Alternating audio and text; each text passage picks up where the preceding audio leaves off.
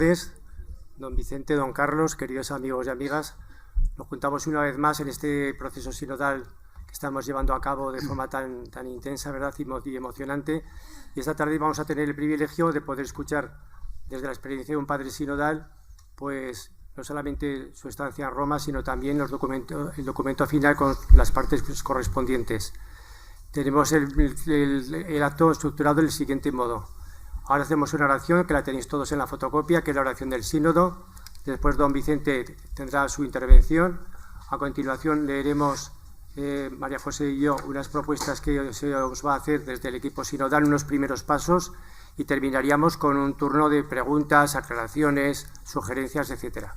Con que ese sería el trabajo para esta tarde. Bueno, pues empezamos con la oración que tenéis en la hoja, la rezamos todos juntos. Estamos ante ti, Espíritu Santo, reunidos en tu nombre. Tú que eres nuestro verdadero consejero, ven a nosotros, apóyanos, entra en nuestros corazones. Enséñanos el camino, muéstranos cómo alcanzar la meta. Impide que perdamos el rumbo como personas débiles y pecadoras. No permitas que la ignorancia nos lleve por falsos caminos.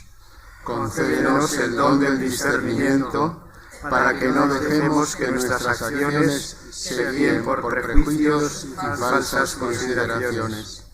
Condúcenos a la unidad en ti para que no nos desviemos del camino de la verdad y la justicia, sino que en nuestro peregrinaje terrenal nos esforcemos por alcanzar la vida eterna.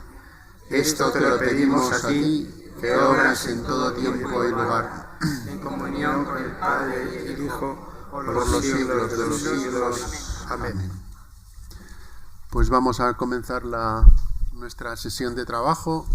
Como decía muy bien Ángel, agradeciendo a don Vicente su presencia y también la intervención que va a tener.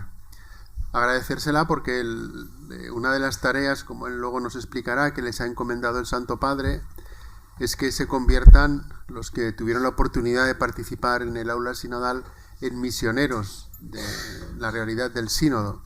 Y él poco a poco va cumpliendo esa tarea que se le ha encomendado. Lo está haciendo en la provincia eclesiástica, particularmente también en nuestra iglesia diocesana. Él participó ya con los obispos y vicarios de la provincia eclesiástica, nos dio una primera introducción.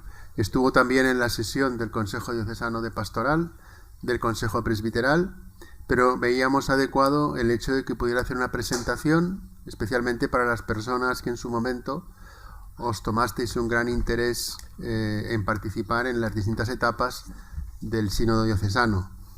Es verdad que llevamos ya un tiempo caminando.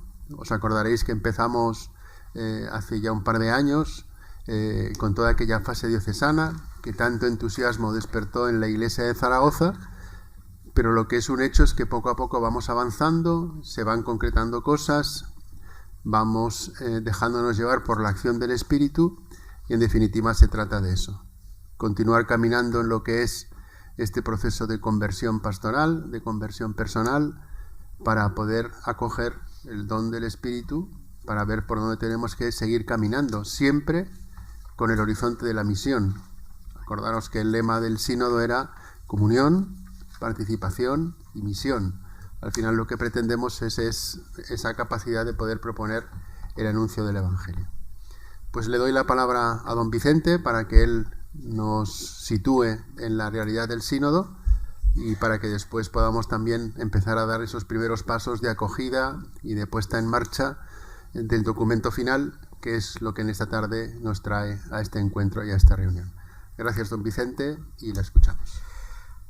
Buenas tardes. Agradezco vuestra presencia numerosa en esta tarde de Adviento, cercana ya a la Nochebuena y la Navidad, fiesta de gozo y salvación. Agradezco la amable invitación que me ha hecho don Carlos para participar en este encuentro y poder presentar el documento final de la Asamblea del Sínodo de los Obispos.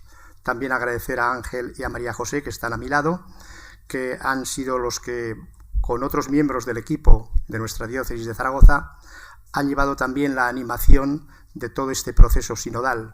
que como sabemos empezaba en octubre del 2021, ha tenido la asamblea última en octubre de este año, pero el sínodo continúa, porque ahora es la fase de la implementación o la fase de la aplicación.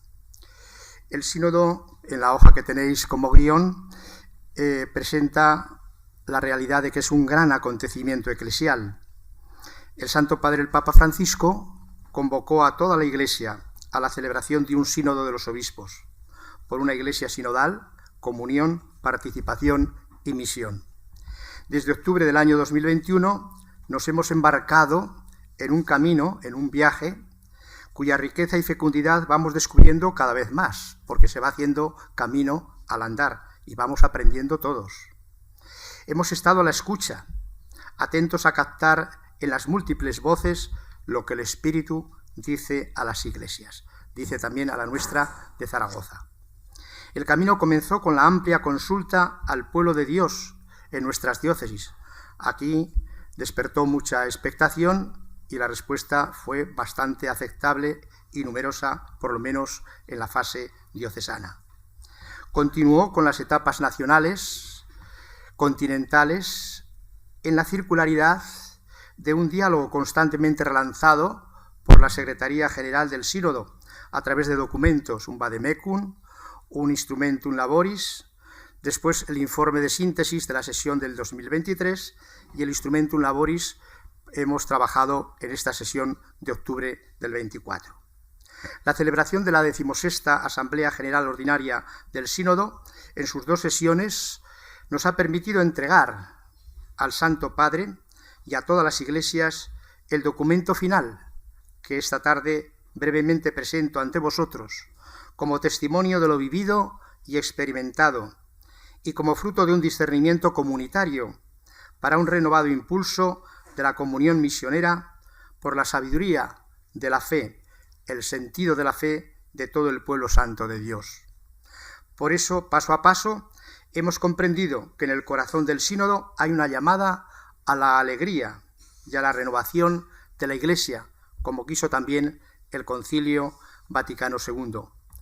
El camino sinodal ha sido un acontecimiento espiritual, bajo la guía del Espíritu Santo, verdadero protagonista del sínodo. El Santo Padre, el Papa Francisco, no se cansa de repetir que el sínodo es obra del Espíritu, y cita muchas veces a San Basilio en la obra sobre el Espíritu Santo, porque el Espíritu crea la unidad y la armonía en la rica variedad de la Iglesia.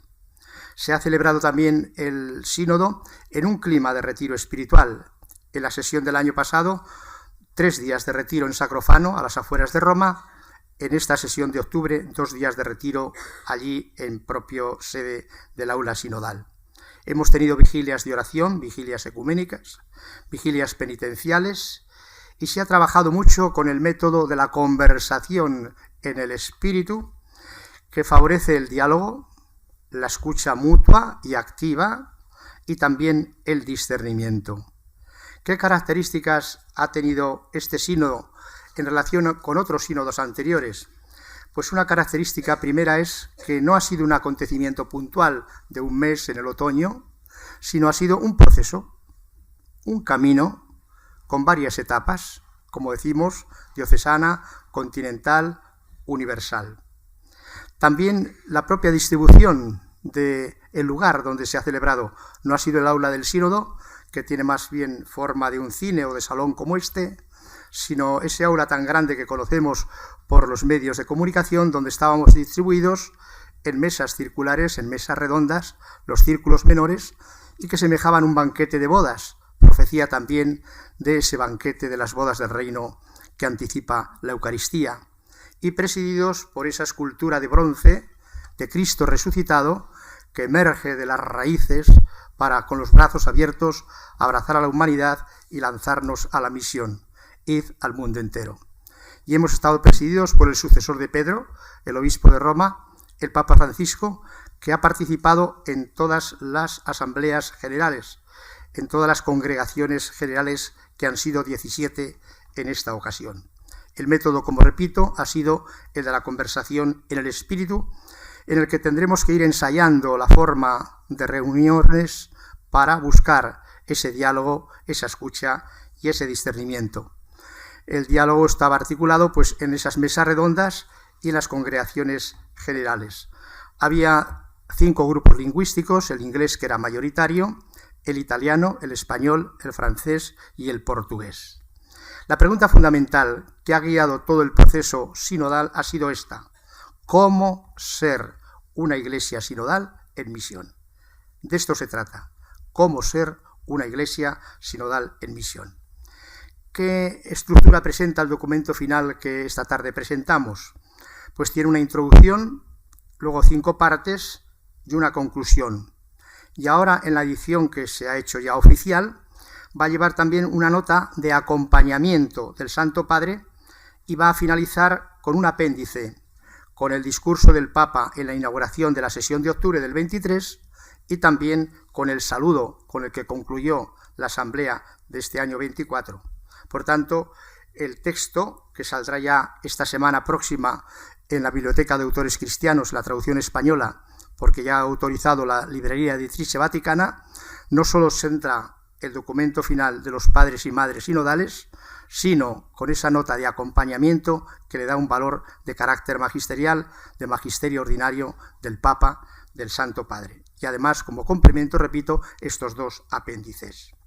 La elaboración del texto está a base de los relatos evangélicos de la resurrección del Señor en los capítulos 20 y 21 de San Juan. Y ese es el encabezamiento, el que está al principio de cada parte, de cada capítulo. La aprobación se realizó en la asamblea final del 26 de octubre y tuvo todos los números, que son 155, unas 50 páginas, uno por uno. De esos números fueron aprobados por mayoría cualificada de más de 2/3. El texto original que hay que consultar es el italiano, pero se ha hecho ya la versión oficial con la aprobación de Roma en las lenguas oficiales. Quiero ahora, esta tarde, pues hacer una breve síntesis, no puedo recorrer todo el documento. Podía haber elegido una doble forma, o la forma diacrónica, siguiendo capítulo por capítulo, o la forma sincrónica, habiendo realizado pues, la síntesis de los grandes núcleos, de los grandes focos, de las líneas de fuerza.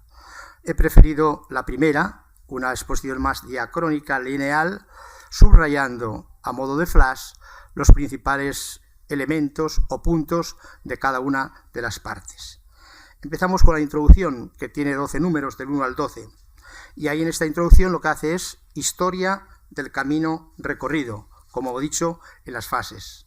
Y en esta introducción el Papa dice que ha reservado algunos temas a grupos de estudio, 10 grupos de estudio, que se recogen en el número 8 del documento final, porque requieren maduración, requieren profundización y van a ser tratados por expertos de los distintos continentes, pastores, obispos, pero también teólogos y especialistas, y cuyo resultado de estos 10 grupos de trabajo se lo entregarán al Papa en junio del 2025 para que el Papa vea cómo integrar todo esto en el proceso sinodal. Y en esta introducción se dice que el sínodo no ha acabado, el sínodo continúa porque estamos en fase de implementación o aplicación. Las diócesis deben continuar el camino ordinario con una metodología sinodal de consulta, de discernimiento, identificando caminos concretos que tenemos que transitar, itinerarios de formación para la sinodalidad, una conversión sinodal en las diversas realidades eclesiales, en nuestras parroquias, en los institutos de vida consagrada y sociedades de vida apostólica, en la diócesis, en las conferencias episcopales, etcétera, etcétera. Por tanto, el sínodo no ha acabado, el sínodo continúa. Parte primera, titula El corazón de la sinodalidad, y cada parte lleva un subtítulo, que la línea de fondo es la conversión. Y esta primera parte es llamados por el Espíritu Santo a la conversión. Esta primera parte lo que hace es esbozar los fundamentos bíblicos, teológicos, eclesiológicos y pastorales que iluminan y alimentan las otras partes del documento. Es la parte más doctrinal, En definitiva, es una recepción de los fundamentos del Concilio Vaticano II en las 4 grandes constituciones, sobre todo la Lumen Gentium sobre la Iglesia y concretamente los capítulos 1, 2 y 3. Esta primera parte tiene 6 apartados o 6 números, que lo tenéis ahí en el guión. El primero es la Iglesia, pueblo de Dios, sacramento de unidad. Si estamos tratando en un sínodo sobre la sinodalidad de la Iglesia, lógicamente debemos partir de la fuente de la Iglesia tal como ha sido presentada por el Concilio Vaticano II en la Constitución Dogmática Lumen Gentium. Es necesario, por tanto, retomar la senda de la recepción conciliar a partir de la categoría de misterio que arranca de la Trinidad y del pueblo de Dios, el pueblo de Dios que es el sujeto histórico y comunitario de la sinodalidad. El pueblo de Dios en camino hacia el reino se alimenta continuamente en la Eucaristía, fuente y comunión de unidad. La Iglesia es el cuerpo de Cristo, cabeza y miembros. Es el templo del Espíritu.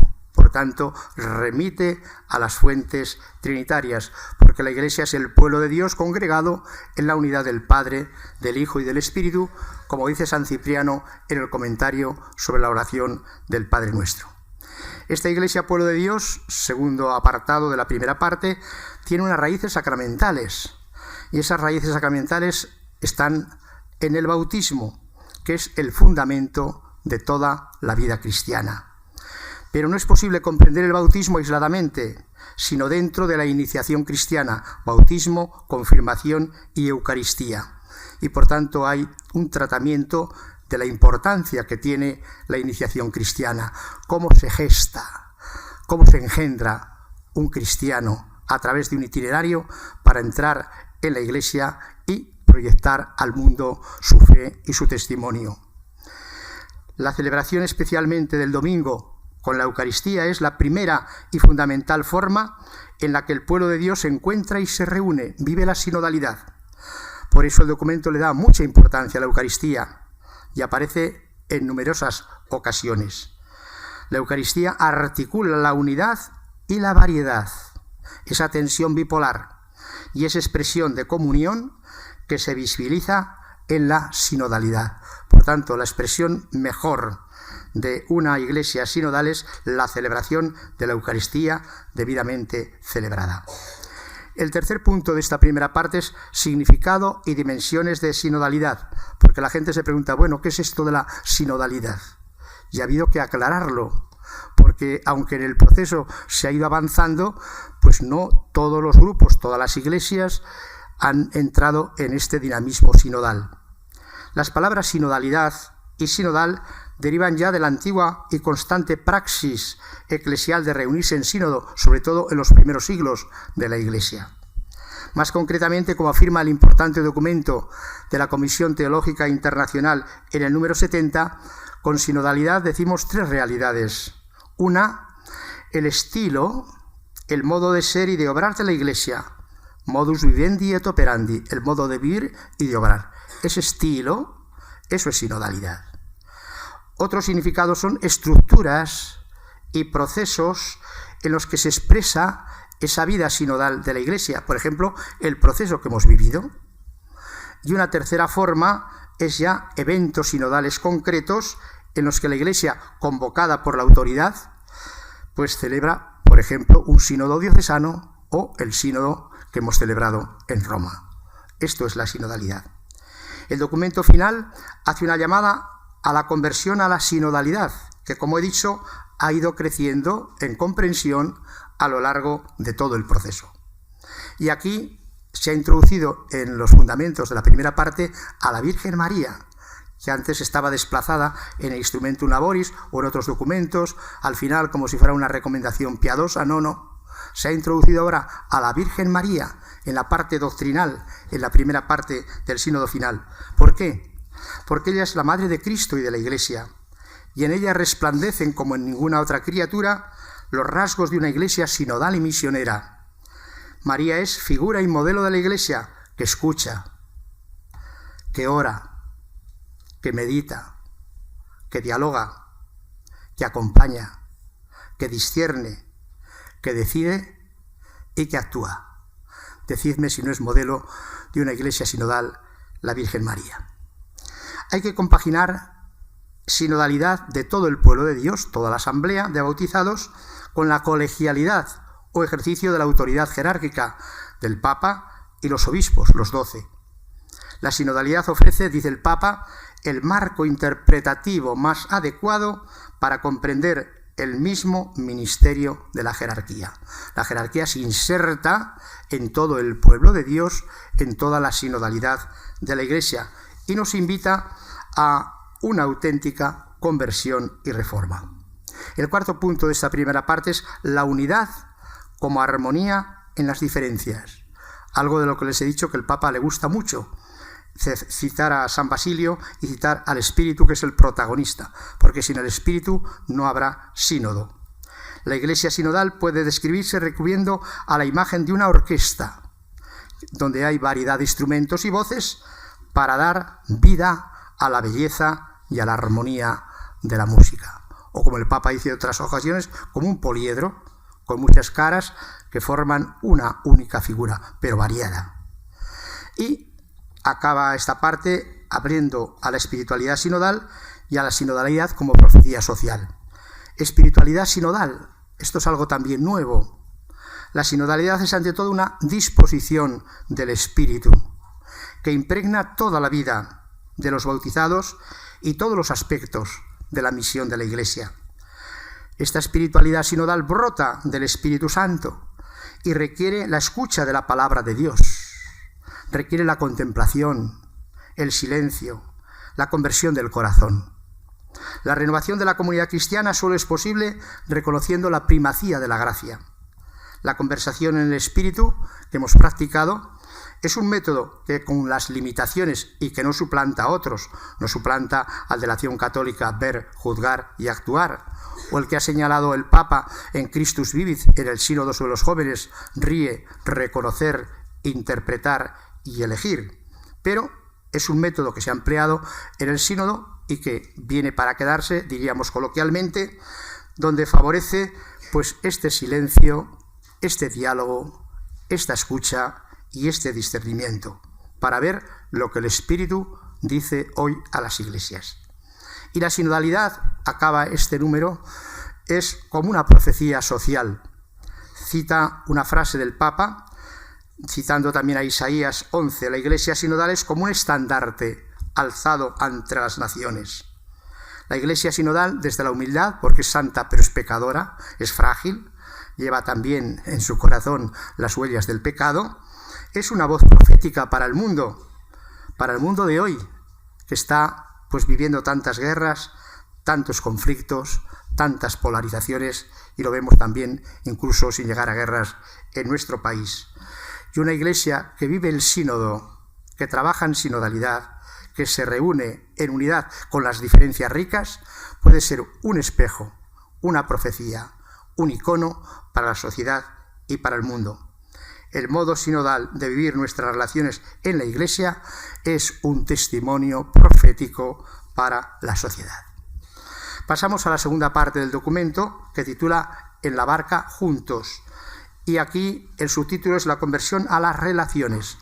Recordad, los que habéis trabajado en el Instrumentum Laboris, que había conversión a las relaciones, conversión a los procesos o itinerarios y conversión a los lugares, que ahora se llama vínculos. Estos son los tres capítulos centrales del documento. Por tanto, este primero, conversión a las relaciones. Tiene 5 apartados. Nuevas relaciones. Una iglesia sinodal en misión es una iglesia relacional. Relación con Dios Padre, Hijo y Espíritu, volviendo a la fuente trinitaria. Relación entre hombres y mujeres, que así es la iglesia. Relación en la familia, que es la primera iglesia doméstica, esposos, hijos, padres. Relación en nuestras comunidades parroquiales, en las comunidades de vida religiosa. Relación con otros hermanos cristianos, el ecumenismo. Relación con los hermanos de otras religiones que adoran al mismo Dios Padre, Dios uno. Nuestras relaciones deben configurarse, dice el documento, al estilo de Jesús en el Evangelio. ¿Cómo se relaciona el Señor? y así tenemos que relacionarnos nosotros, con la cercanía, con la ternura y con la misericordia. En esto insiste mucho el Papa. El punto 2 de esta segunda parte es en una pluralidad de contextos. En la Iglesia sinodal hay relaciones ricas vinculadas a la pluralidad de las culturas y de los contextos, pero estas relaciones están heridas por el pecado, por las guerras, por los conflictos armados. Los males que asolan nuestro mundo se manifiestan también en la Iglesia, porque está dentro del mundo, en el corazón de la sociedad, y también es frágil y es pecadora. Y aquí se aborda, como en otros lugares, el drama de los abusos sexuales, de poder y de conciencia, que están causando tanto sufrimiento en las víctimas y en las comunidades. Es necesaria, dice el documento, una sanación y una reparación.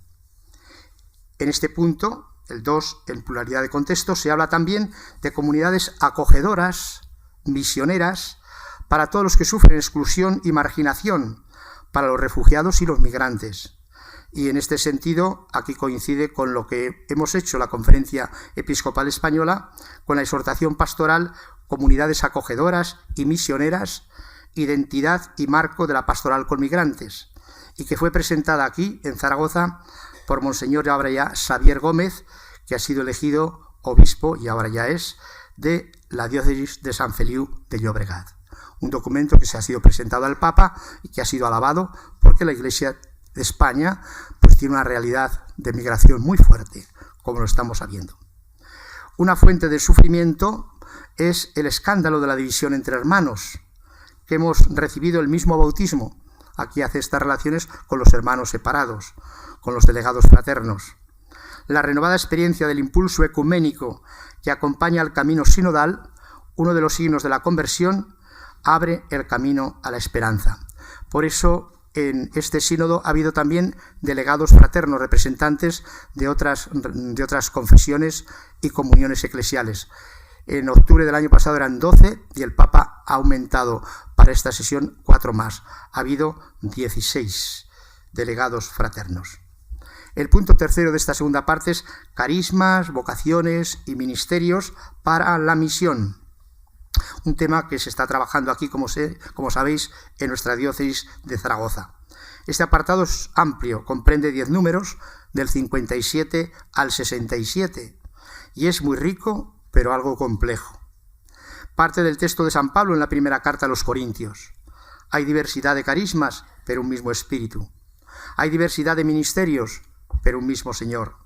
Y hay diversidad de actuaciones, pero un mismo Dios, que obra todo en todos.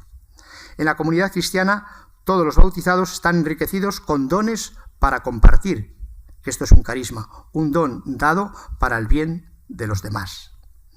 Todos los bautizados están enriquecidos, como digo, con dones para compartir, cada uno según su vocación y condición divina, pero todo para la edificación de la misma Iglesia. Las diferentes vocaciones eclesiales son, de hecho, expresiones múltiples y articuladas de la única llamada del bautismo, que ahí nos unifica a todos, a la santidad y a la misión. En este apartado se hace referencia a los distintos miembros del pueblo de Dios y va enumerando los niños, los jóvenes, hace alusión al sínodo de los jóvenes, que tuvo también 2 sesiones, con la exhortación apostólica posinodal Christus Vivit. Aquí se citan también las personas con discapacidad. Allí estaba representante uno de la Frater aquí de España y tuvo intervenciones muy aclamadas en la Asamblea General y en la Congregación General. También en Zaragoza se está trabajando en el tema de la discapacidad. Los esposos en el matrimonio y en la familia, la riqueza de la vida consagrada en la variedad de sus formas, y también se habla de la variedad de ministerios que brotan del bautismo y que no requieren el sacramento del orden. El punto cuarto de esta segunda parte es el ministerio ordenado, el Papa, los obispos, presbíteros y diáconos, al servicio de la armonía, al servicio de la unidad en la variedad. El Concilio Vaticano II, como sabemos, ha recordado que el ministerio ordenado de institución divina es ejercido en diversos órdenes por aquellos que ya desde antiguo vienen llamándose obispos, presbíteros y diáconos. Lumen Gentium número 28. En este contexto, el Concilio Vaticano II afirmó la sacramentalidad del episcopado, recuperó la realidad comunitaria o fraterna del presbiterio y abrió el camino a la restauración del diaconado permanente en la Iglesia. En nuestra diócesis ya lo tenemos. En España en estos momentos hay 55 diócesis de las 70 que tienen el diaconado, pero en otras iglesias del mundo entero ni siquiera se han instaurado, aunque el Concilio Vaticano II ha pedido que se establezca como grado permanente del orden. A continuación, el documento final, en esta parte, hace un breve desarrollo de la naturaleza del ministerio de los obispos, de los presbíteros y de los diáconos. Algunos pedían que fuera un desarrollo más amplio, pero un documento no se puede alargar y alargar. Se tiene un reconocimiento y gratitud para los ministros ordenados, especialmente para los sacerdotes, para los curas, y se constatan también las dificultades de soledad, etcétera, del ministerio, del ejercicio del ministerio, mucha gente quemada, etcétera. Aquí se apunta al peligro del clericalismo, que estuvo muy presente en toda la fase diocesana, continental y en todas. Entendido el clericalismo como el uso del poder en beneficio propio y la distorsión de la autoridad en la Iglesia, que debe estar al servicio del pueblo de Dios. Y aquí se cita una frase del Papa Francisco: el clericalismo, fomentado por los mismos sacerdotes como por los laicos, genera un cisma en el cuerpo eclesial que fomenta y ayuda a perpetuar muchos de los males que hoy denunciamos. Y se pide que se vayan dando pasos para evitar este clericalismo como abuso de poder. Y culmina esta segunda parte: juntos para la misión. En este apartado último de la parte segunda se enumeran los diversos ministerios, distintos de los ordenados al servicio de la misión. Se habla de los ministerios instituidos y no instituidos, de los ministerios extraordinarios, de los servicios espontáneos. Incluso se habla, y se ha pedido por parte de muchos padres y madres sinodales, se habla de la propuesta de crear un ministerio nuevo, que se llamaría de la escucha y del acompañamiento pastoral, para lo cual, dice el documento, habrá que hacer un discernimiento a cada lugar. Pero repito que ha sido pedido en la sesión del año pasado y en esta. Pasamos a la parte tercera, que se titula Echad la red, y que tiene como subtítulo la conversión de los procesos. En el Instrumentum Laboris se decía de los itinerarios, de los caminos. Tiene aquí 4 apartados. Se abordan primero 3 prácticas que están estrechamente relacionadas: el discernimiento eclesial, los procesos de decisión, la cultura de transparencia, rendición de cuentas y evaluación. Para mí quizás sea la parte más novedosa de este documento final y del sínodo, y que va a requerir más modificaciones en la praxis de la Iglesia, incluso en el Código de Derecho Canónico, como voy a decir. Primer elemento de esta parte tercera: discernimiento eclesial para la misión. Un ejemplo de discernimiento eclesial lo tenemos en el llamado Concilio de Jerusalén, el primer concilio de la Iglesia, que refiere el capítulo 15 del libro de los Hechos de los Apóstoles. Nos ha parecido bien al Espíritu Santo y a nosotros no imponer más cargas a los que se convierten y no imponerles la circuncisión a los gentiles que pasan a la nueva fe de Jesucristo. El discernimiento eclesial no es una técnica organizativa, sino una práctica espiritual que hay que vivir en la fe. Requiere libertad interior, humildad, oración, confianza mutua, apertura a la novedad y abandono a la voluntad de Dios. Hunde sus raíces en ese sensus fidei, ese sentido de fe, comunicado por el Espíritu a todos los bautizados. La escucha de la palabra de Dios es el punto de partida y el criterio de todo discernimiento eclesial. No mis intereses, sino lo que dice la palabra y lo que quiere Dios, la voluntad del Señor. Discernimiento eclesial. Articulación de los procesos de toma de decisiones, el segundo punto. En la Iglesia sinodal, toda la comunidad, en la libre y rica diversidad de sus miembros, es convocada para orar, para escuchar, para analizar, para dialogar, para discernir y aconsejar, para que se tomen las decisiones para la misión. Ya los padres de la Iglesia reflexionaron sobre el carácter de comunión de la misión del pueblo de Dios a través de un triple nada sin, en latín nil sine, sobre todo San Cipriano, nada sin el obispo, que dice también San Ignacio de Antioquía, nada sin el consejo de los presbíteros y nada sin el consenso del pueblo. Cuando se rompe esta lógica, este coloquio, este diálogo entre las tres realidades, se oscurece la identidad de la Iglesia y se inhibe su misión, porque prevalece uno de los tres polos.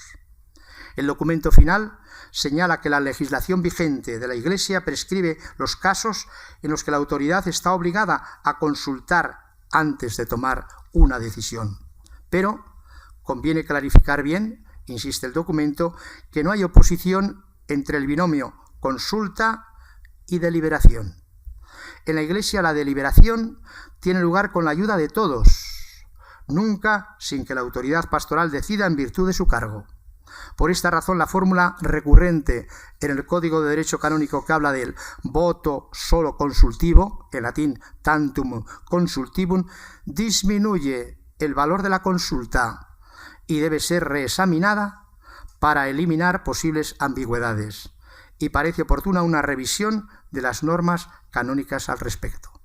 Los consejos, en muchos temas, no solo tienen que ser consultivos, sino deliberativos y, por tanto, vinculantes, y obligando también a la autoridad. La competencia decisoria del obispo, del colegio episcopal y del papa es irrenunciable, ya que pertenece a la estructura jerárquica de la Iglesia. Sin embargo, no es incondicional, porque debe ser una decisión compartida en obediencia al Espíritu Santo. Así como la comunidad no existe sin su pastor, tampoco el pastor existe ni desempeña su función sin la comunidad. El aforismo latino sempre in ecclesia nunquam ali sine alis, siempre dentro de la Iglesia y nunca unos sin los otros. Una correcta y decidida puesta en práctica de procesos de decisión auténticamente sinodales contribuirá al progreso del pueblo de Dios en una perspectiva de participación, que es uno de los ejes de este sínodo. Sin cambios concretos, la visión de una Iglesia sinodal no será creíble, y esto alejará a los miembros del pueblo de Dios que han sacado fuerza y esperanza del camino sinodal. Hace falta a la vez un cambio de mentalidad, de conversión a la sinodalidad y cambio también de reforma de estructuras que favorezcan el ejercicio de la sinodalidad. Acompasar esto no va a ser fácil, pero es tarea a la que está llamada la Iglesia por el Espíritu. Punto tercero de esta parte: transparencia, rendición de cuentas y evaluación. El proceso sinodal no concluye con la toma de decisiones. Debe ir acompañado de prácticas de rendición de cuentas y de evaluación, en un espíritu de transparencia inspirado en criterios evangélicos, no solo con meros criterios de empresa, sino con criterios evangélicos. El capítulo 11 del libro de los Hechos, que trata de la conversión del centurión romano Cornelio, es un ejemplo de transparencia, donde Pedro da explicaciones a la comunidad de sus actuaciones, porque ha entrado en casa de un pagano, que estaba prohibido para un judío que se contaminaba, y por qué ha dado el bautismo y la conversión a Cornelio. La transparencia y la responsabilidad no solo deben exigirse cuando se trata de los abusos sexuales, que también, o de los financieros o económicos, sino de todo tipo. También se refiere al estilo de vida de los pastores, cómo vivimos los curas, los obispos, el Papa, a los planes pastorales que nos damos, los métodos de evangelización que empleamos, el modo en que la Iglesia respeta la dignidad de las personas, por ejemplo, en lo que respecta a las condiciones de trabajo dentro de sus instituciones. La rendición de cuentas debe convertirse en una práctica habitual a todos los niveles. Y aquí hay una llamada muy fuerte y muy seria que nos va a exigir a todos una conversión. Y finalmente esta parte acaba con el punto sinodalidad y organismos de participación. El documento final, en el número 103, señala los órganos de participación que ya están previstos en la Iglesia.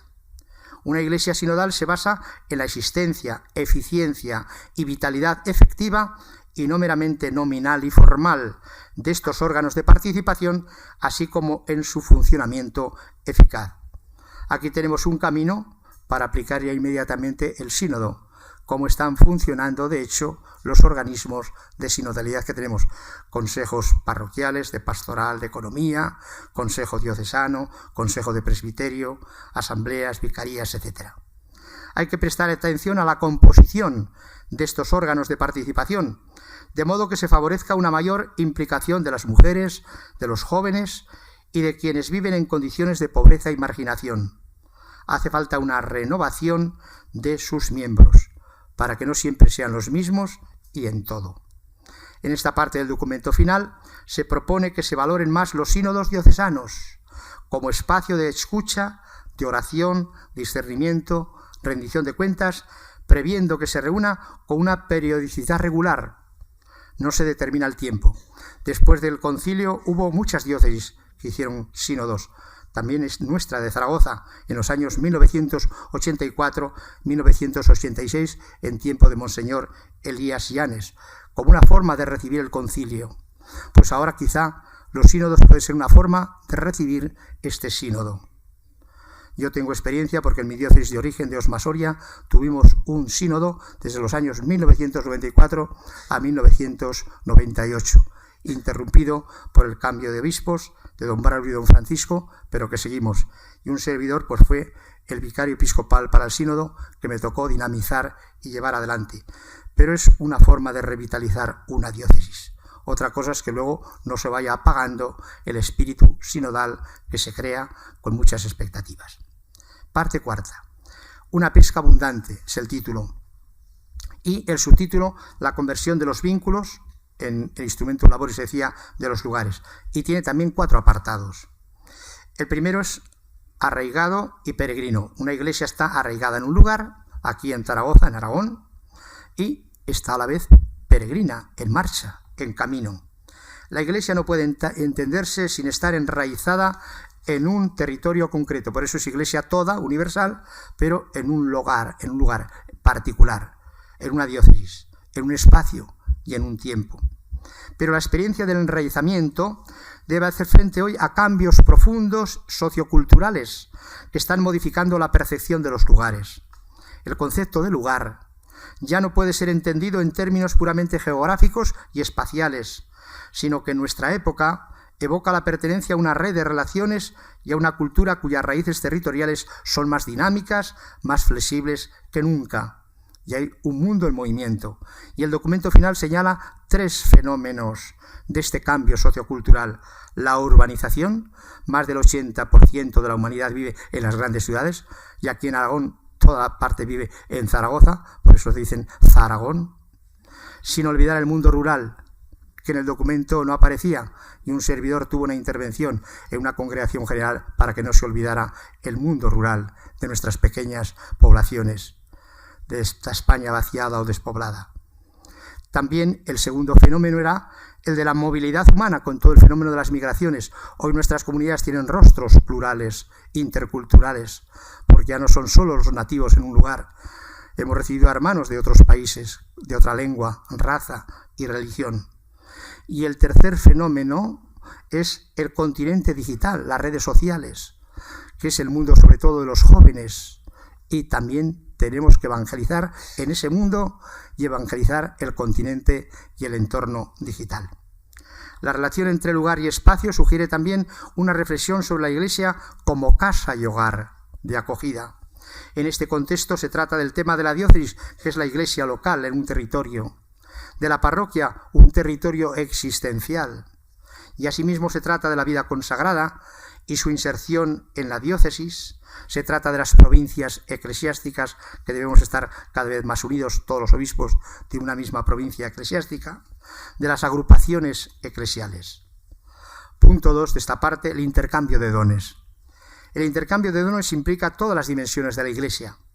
Un ejemplo paradigmático es el intercambio entre las iglesias de tradición latina, la nuestra, y las iglesias católicas orientales, que ahora tienen ya pocos fieles, porque por el fenómeno de la migración hay más fieles fuera de sus territorios que en sus propios territorios. Allí estaban las 27 iglesias católicas orientales con sus patriarcas.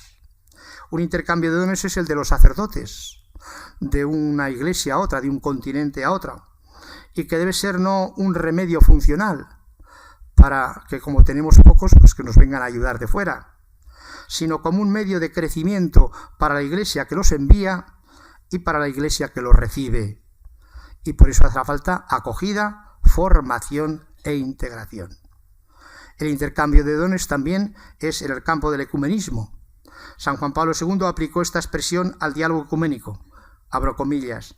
El diálogo no es solo un intercambio de ideas, sino es todos los modos de intercambio de dones. En la encíclica Ut omnes unum sint, que todos sean uno.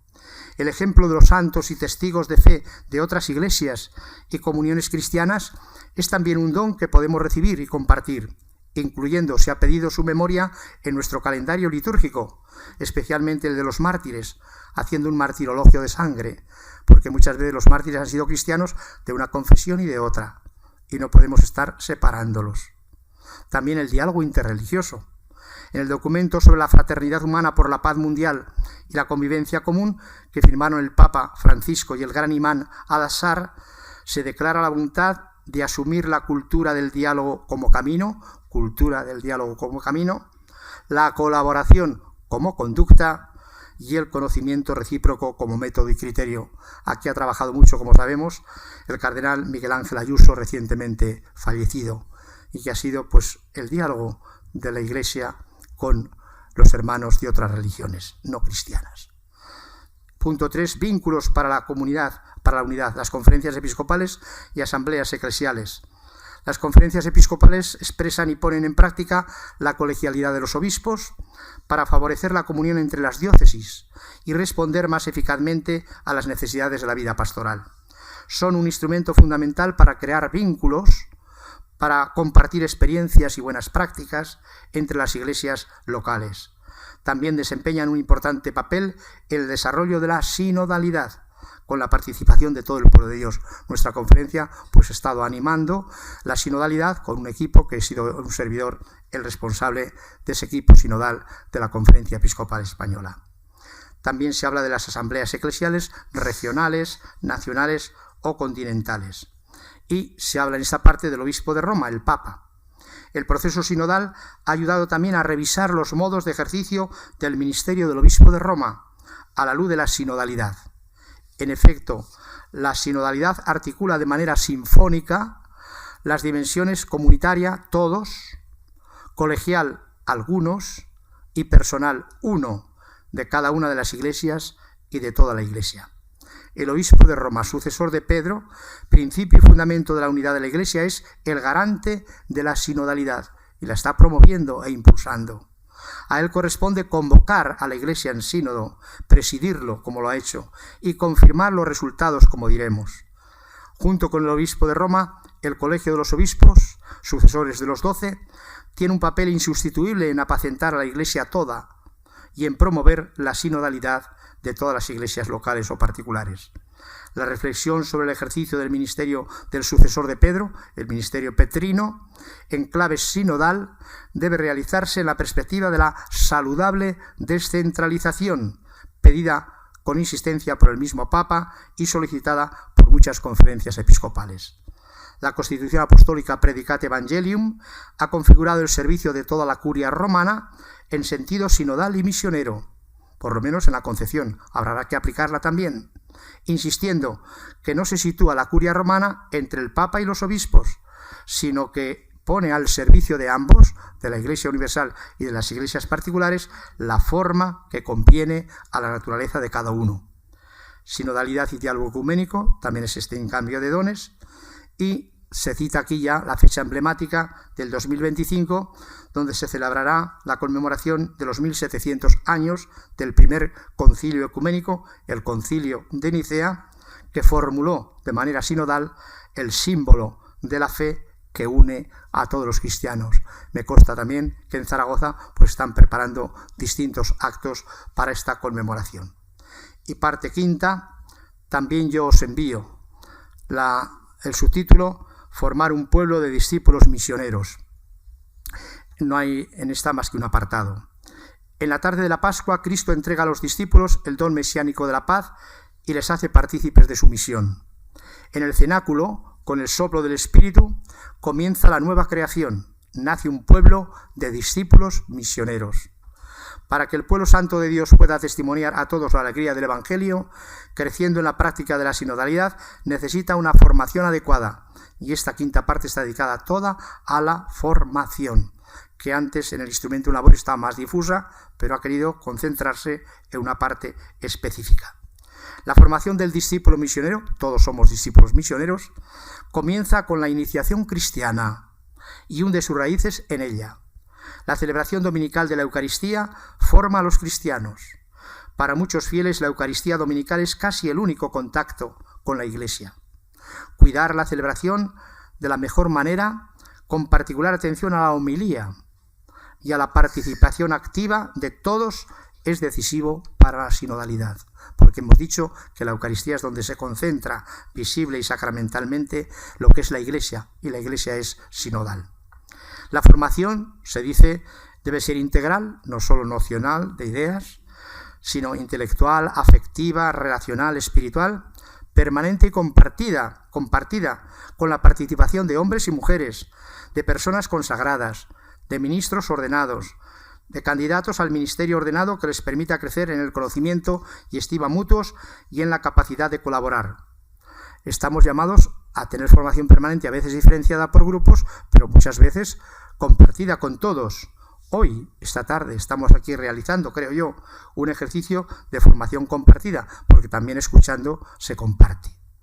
Se enumeran algunos recursos y lugares para la formación: la piedad popular, que es un medio de evangelización. Aquí está todo el tema de las cofradías, hermandades, etcétera, como el Congreso Internacional que acaba de celebrarse en Sevilla, el Catecismo de la Iglesia Católica, que tradujo lo que era todo el concilio, los catequistas, la presencia de la Iglesia en los centros de formación, las escuelas y universidades católicas, la formación de los seminaristas, con la ratio fundamentalis institutiones sacerdotales. Se pedía que se reformara. Algunos países no han aplicado la ratio de la Santa Sede, que es del 2016. Nosotros, los obispos españoles, ya la aplicamos y la reformamos en el 2019. Y ahora, a partir de esa ratio, se están haciendo con unos criterios, pues lo que es la formación en los seminarios, agrupación de los mismos, si procede, etcétera, etcétera. Formación también en el entorno digital, que esto nos encuentra un poco no preparados, por lo menos a los mayores como yo. Cultura también de la tutela y protección de las víctimas, protocolos de prevención y reparación de abusos. Y formación, se insiste también en la doctrina social de la Iglesia, que debe ser más difundida en el pueblo de Dios para que la acción de los discípulos misioneros incida en la construcción de un mundo más justo y fraterno. Y el documento acaba con una conclusión: un banquete para todos los pueblos. El relato de la pesca milagrosa termina con un banquete del resucitado con los discípulos, que pone ahí los peces en las brasas y el pan. En este banquete encuentra cumplimiento la imagen del profeta Isaías, que inspiró los trabajos de la asamblea. Una mesa sobreabundante y deliciosa, preparada por el Señor en la cima del monte, símbolo de convivencia y comunión, destinada a todos los pueblos. Isaías 25.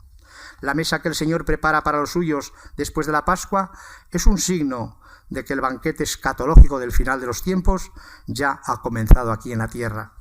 Así, la sinodalidad de la Iglesia se convierte en profecía social, inspirando nuevos caminos también para la política, para la economía, colaborando con todos los que creen en la fraternidad y la paz en un intercambio de dones con todo el mundo. A la Virgen María acaba el documento en el número 155, que lleva el espléndido título de Odigitria en griego y que indica y guía el camino. Está el icono de la Virgen que tiene en su seno al Hijo y con la mano está señalándole. Confiamos los frutos de la aplicación de este sínodo, que ella, Madre de la Iglesia, acaba el documento, nos enseña a ser pueblo de discípulos misioneros que caminan juntos una Iglesia sinodal, comunión y participación. Después, como sabemos, pues está la nota del Santo Padre para el documento, porque algunos no entendieron bien la intervención final del Papa, que dijo que él hacía suyo ya el documento de la Asamblea, que le había entregado. Él estuvo también en la votación.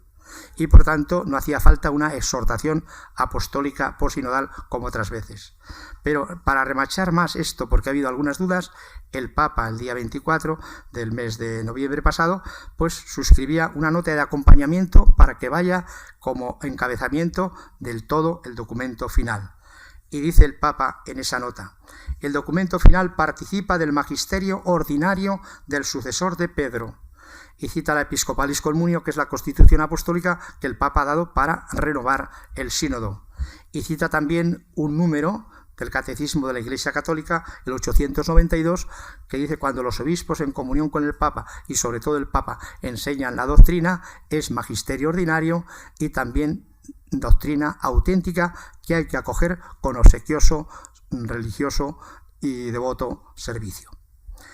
Y pido, dice el Papa, que sea acogido como tal. Representa una forma de ejercicio de la enseñanza auténtica del obispo de Roma, que presenta algunos rasgos novedosos, pero que en realidad corresponde a lo que tuve ocasión de precisar el 17 de octubre de 2015, cuando afirmé que la sinodalidad es el marco interpretativo adecuado para comprender el ministerio jerárquico. Es más larga esta nota de acompañamiento, la leeréis cuando tengáis el texto en las ediciones que se están preparando y que saldrá la próxima semana. Ayer mismo hablé con la BAC, con el director, y me dijo que ya estaba en las máquinas y que saldría quizá el lunes o el martes. Bien, ahora toca y acabo con la aplicación del documento final. Los obispos en sus diócesis y las conferencias episcopales en sus territorios. Así lo dice ya Episcopalis Communio, la Constitución Apostólica. Por tanto, se trata de acoger, recibir y aplicar. Un retorno al punto de partida, a las diócesis de donde arrancó la consulta y el discernimiento, y ahí debe aplicarse el resultado del camino. Se trata de discernir caminos que hay que seguir, poner prácticas para su aplicación y explorar nuevos horizontes. Algunas aplicaciones concretas. En este acto, después de mi intervención, el equipo sinodal de la diócesis va a señalar los primeros pasos y propuestas para acoger el documento final en nuestra diócesis de Zaragoza. Lo tenéis ahí, ese documento que se os ha entregado. Me parece muy importante esta iniciativa, porque es un ejercicio de recepción diocesana del documento. No en todas las diócesis se ha hecho todavía esta recepción diocesana del documento. Yo en las dos de las que soy administrador apostólico ya lo he hecho, en Huesca y Jaca, y lo estamos haciendo en esta también, que es la mía y que es la vuestra. Permitidme que apunte algunas aplicaciones concretas. Mayor praxis de escucha y acogida de todos. Tenemos que entrar por ahí. Ejercicio de la autoridad en clave de servicio y no de poder. Ofrecer más espacios para la participación de los laicos y de la vida consagrada en la vida y misión de la Iglesia. Incorporación más plena de la mujer a la vida ordinaria de la Iglesia, sobre todo desde su vocación bautismal. La apuesta clara por la transparencia y rendición de cuentas en todos los niveles de la Iglesia, el económico y el pastoral. Renovación y revitalización de los organismos de sinodalidad, consejos parroquiales, diocesanos, sínodos, asambleas diocesanas, provincias eclesiásticas, conferencias episcopales. Para poner en marcha todo este documento final, hace falta una espiritualidad sinodal y una conversión personal y comunitaria. El hilo conductor del documento, no lo olvidemos, es la conversión pastoral y conversión misionera. Por tanto, queridos hermanos, pongámonos en camino. El sínodo continúa con el jubileo del año 2025. Peregrinantes in spem, peregrinos de esperanza. La Virgen María nos acompaña en el camino. Estamos en tiempos de Adviento y quiero terminar con unos versos que indican ternura de San Juan de la Cruz, cuya fiesta celebraremos mañana. Del Verbo divino la Virgen preñada viene de camino, si le dais posada. Que le demos buena posada a María y le demos buena posada a este documento. Muchas gracias.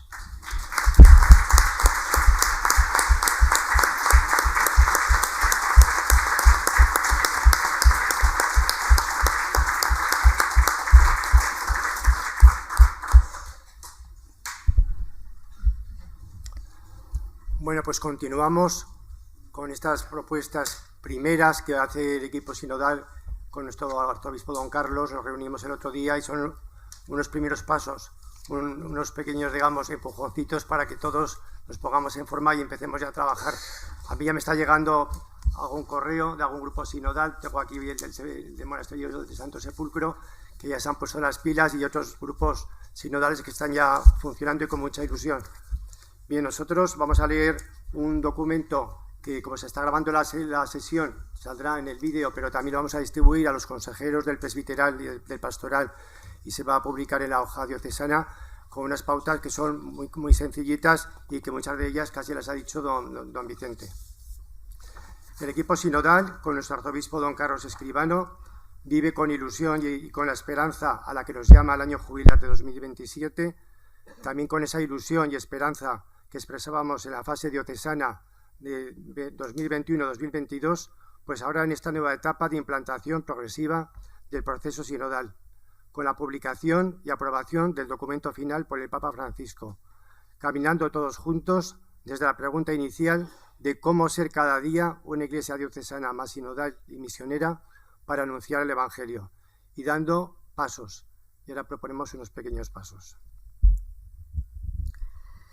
Continuamos, por tanto, con un proceso sinodal que ahora pasa por la recepción y acogida del documento final en nuestros grupos, comunidades, parroquias, vida consagrada, laicado y en toda la diócesis y en sus organismos. Invitamos encarecidamente a todos a valorarlo, conocerlo, trabajarlo de manera que algunas de las muchas propuestas operativas que se plantean en el mismo puedan llevarse a cabo a corto y medio plazo en los distintos niveles eclesiales de nuestra Iglesia diocesana. Pero para establecerlas con cierto criterio sinodal, es fundamental interiorizar alguna de las claves del documento final, que ya es magisterio ordinario pontificio, como muy bien nos ha indicado don Vicente. Proponemos, en consecuencia, abrir un proceso diocesano de implantación que sea sinodal, progresivo, participativo y de ayuda, respetuoso con los ritmos de nuestras comunidades, pero invitándolas a todas a que estén abiertas a esa conversión sinodal que nos comentaba antes don Vicente.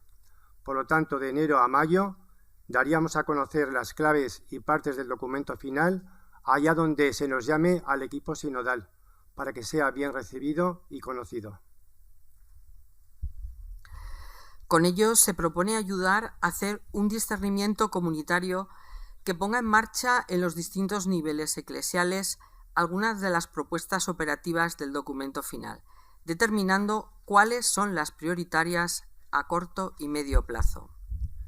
Como Iglesia diocesana estamos sumergidos en un proceso histórico lento, pero ya con experiencias de cambios que se remontan, como decía don Vicente, a hace 40 años, con el sínodo diocesano que convocó don Elías Llanes de 1984 a 1986, y con los sucesivos planes pastorales posteriores, aun con sus limitaciones. Remarcamos las prácticas sinodales que ya se están dando en nuestra Iglesia y que hay que acrecentar, tanto en ámbitos de la vida consagrada del clero y del laicado, como en los diversos órganos de participación parroquial y diocesana. En este sentido, también proponemos valorar el camino recorrido hasta el 2024, con los primeros frutos sinodales obtenidos del 2021, expresados tanto en la síntesis diocesana de 22 de mayo del 2022 como en líneas y actuaciones del Plan Diocesano de Pastoral Vita, redescubrir la vocación bautismal que nos lleva a la misión y a la renovación eclesial, impulso a los consejos diocesanos con sesiones conjuntas, renovación de los estatutos de los consejos pastorales, aumento paulatino de laicos y laicas que desempeñan responsabilidades diocesanas, institución de ministerios laicales y creación de la Comisión Diocesana de Ministerios, formación online del CRETA para facilitar la formación permanente del laicado, acompañamiento a los grupos Vita con materiales de apoyo, creación de la Mesa de la Discapacidad, primeros pasos en la pastoral universitaria. ciertas propuestas operativas y literales del documento, que si las leemos no hace falta pedir permiso, sino que ya mismo se pueden empezar a aplicar directamente en las parroquias, en la vida consagrada, en los consejos, etcétera. Por lo tanto, esas propuestas operativas, y literales, textuales, que las podemos leer y que incluso hay algún blog del blog Sínodos que ya propone 40 de ellas, se podrían aplicar este mismo curso desde las parroquias, comunidades, asociaciones, delegaciones y organismos, si así se lo proponen. Es que ahora tendríamos que ponernos un poco qué es lo que podemos hacer de aquí a junio y sobre todo ya de cara al próximo curso. Y otras, obviamente, tendrán que ser a medio o largo plazo, como estas reformas que anunciaba antes don Vicente de las normas canónicas. Se invita a incrementar la formación para el discernimiento mediante el aprendizaje de la conversación en el espíritu, para aplicarla, al menos en los consejos parroquiales y diocesanos. La prioridad de propuestas para la diócesis a corto y medio plazo serán tratadas en la sesión conjunta del día 15 de marzo de los consejos presbiteral y diocesano de pastoral, para iluminar el futuro plan vita del curso 2025-26, aprendiendo a su vez a discernir en dichos órganos diocesanos mediante el método de la conversación en el espíritu. En consecuencia, se propone evaluar y revisar en ambos consejos los avances sinodales logrados, las dificultades encontradas, los pasos a dar en la diócesis, al tiempo que se camine hacia un funcionamiento más sinodal y operativo, tanto el Consejo Presbiteral como el Consejo Diocesano de Pastoral. Y para ello se podría constituir un grupo de trabajo integrado por las dos comisiones permanentes y el equipo sinodal. Proponemos, por tanto, aumentar una cultura eclesial de la evaluación, que ya se va dando en bastantes ámbitos parroquiales, de vicaría y a nivel diocesano, pero que necesita ser mejorada. Proponemos que a lo largo de este curso nos revisemos si ha habido avances sinodales en nuestra vida cristiana de manera personal y en nuestras parroquias y grupos, como solemos hacer viendo los avances, las dificultades y los pasos a dar con una actitud de conversión, siempre para avanzar. Para esa revisión a lo largo del curso 2024-2025 vendría bien recordar algunos contenidos de la síntesis diocesana del 22 de mayo del 2022 y el seguimiento de la aplicación del Plan Diocesano de Pastoral que hacemos al terminar cada curso. Ven, Espíritu Santo, ayúdanos.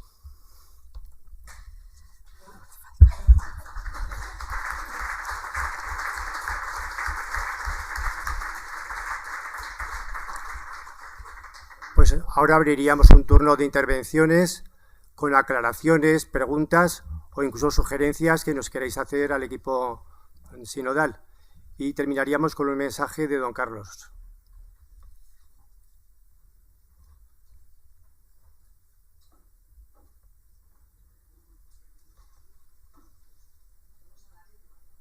¿Quién se anima a abrir el frente? Aquí. Decir cómo os llamáis, si es pregunta a quién se la dirigís.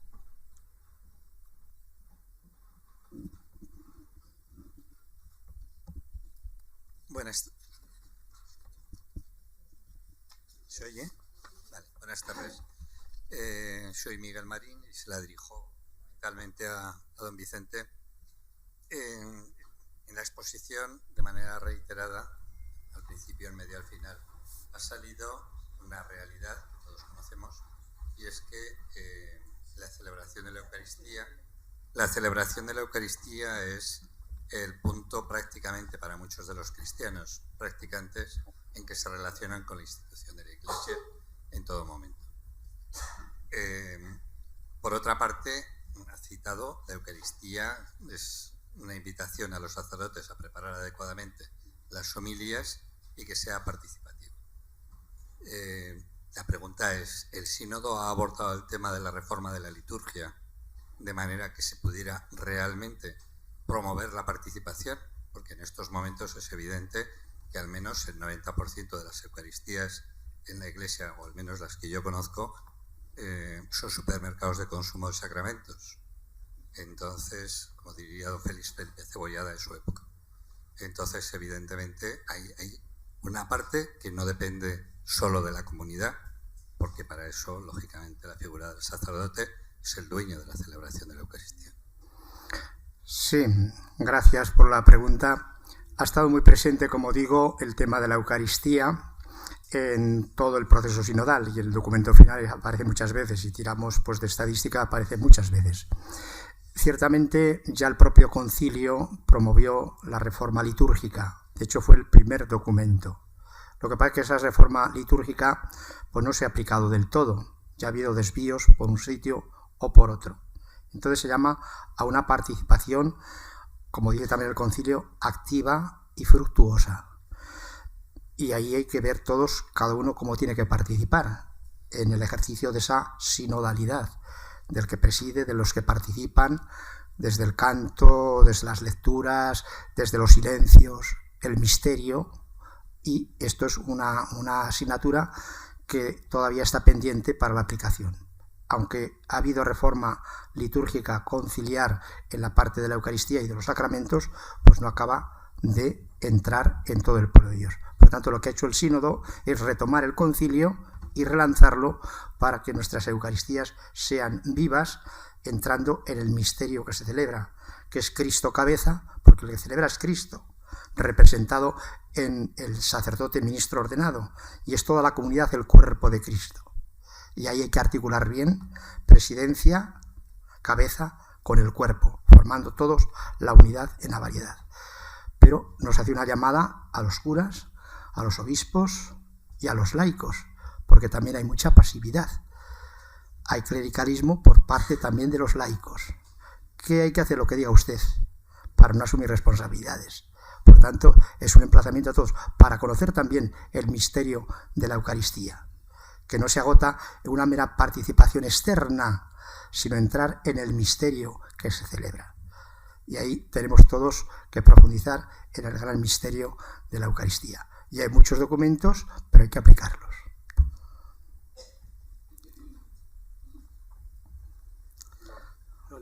Lola.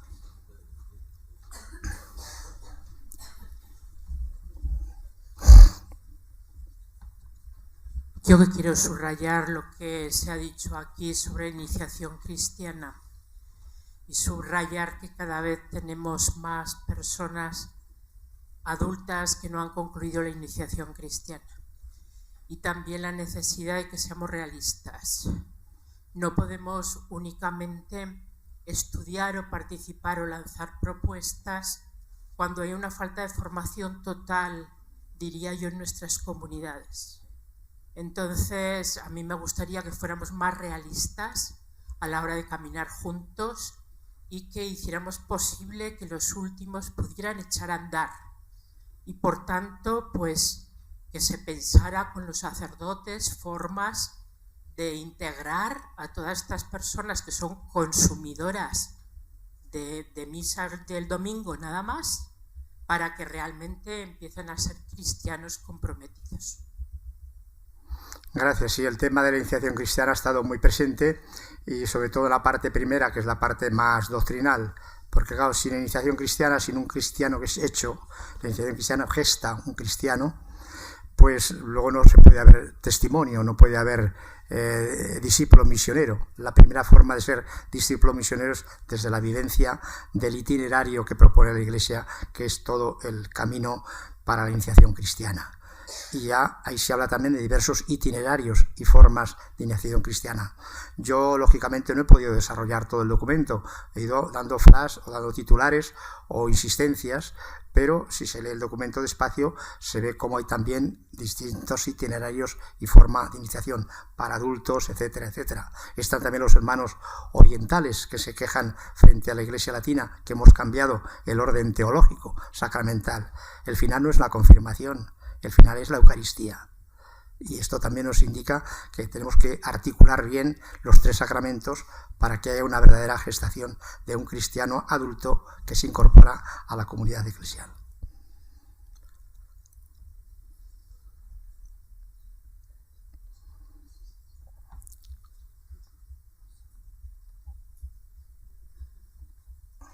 también se admiten sugerencias, ¿eh? Hemos pensado en algunos pasitos, algunas prioridades, pero vosotros mismos también os podéis ayudar a dar un impulso en esta fase de implantación. Tiene una pregunta para don Vicente. De antemano felicitarle por su exposición diacrónica, que ha sido brillante. Si yo fuera periodista, que no lo soy, mañana pondría un titular y diría: la Iglesia se ha vuelto democrática. ¿Es así? ¿Es realmente uno de los sentidos o de las líneas, diríamos, que subyacen en todo el documento final sinodal? Sí, yo no emplearía el término democrático, a no ser que lo entendamos en sentido eclesial o evangélico, y diría más una iglesia más participativa y más misionera. Es la misma idea, pero para no caer en la categoría sociológica, porque la categoría sociológica no evita la realidad de la enjundia que tiene el misterio de la Iglesia. La Iglesia es más que un parlamento de votos, de decisiones, de mayorías y minorías. En la Iglesia se funciona por un consenso de comunión. Por eso la primera palabra del sínodo es comunión. La segunda es participación. Ahí estaría lo que usted llama democracia. Y la tercera es para la misión. La fundamental es para la misión, porque la pregunta guía que conduce todo el proceso sinodal es cómo ser una iglesia sinodal en misión, misionera. Todas nuestras estructuras, todo nuestro estilo de trabajar, de ser, tiene que ser para la misión. La iglesia existe para evangelizar. Ya lo decía San Pablo VI en Evangelii Nuntiandi, en el número 15. La dicha y la vocación de la Iglesia es la misión, la evangelización. Existe para evangelizar. Si nuestras estructuras, nuestros organismos, nuestras parroquias, nuestras diócesis no evangelizan, no son misioneras, están fallando en su naturaleza y en su finalidad. Por tanto, participativa desde la comunión orgánica, unidad, pluralidad, para la misión. No puede haber solo algo del trípode, sino los tres articulados: comunión en unidad plural, participación según la vocación y la corresponsabilidad diferenciada, la cabeza y el cuerpo, todos para la misión.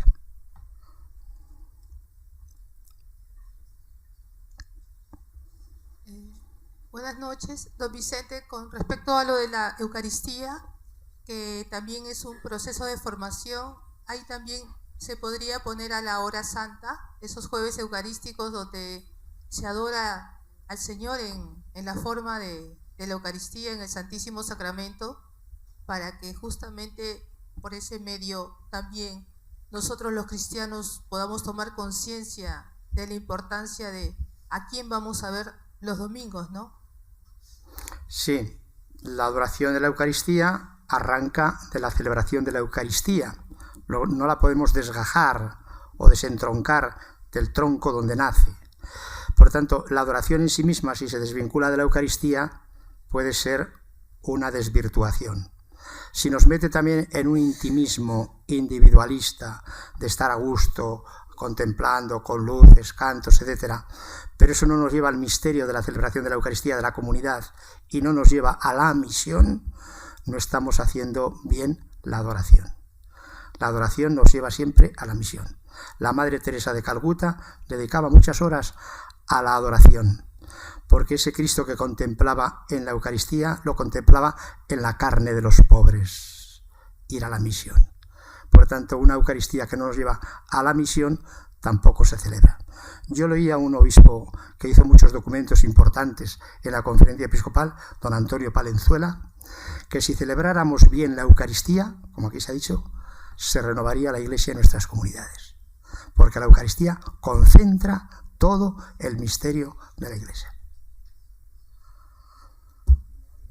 Sí.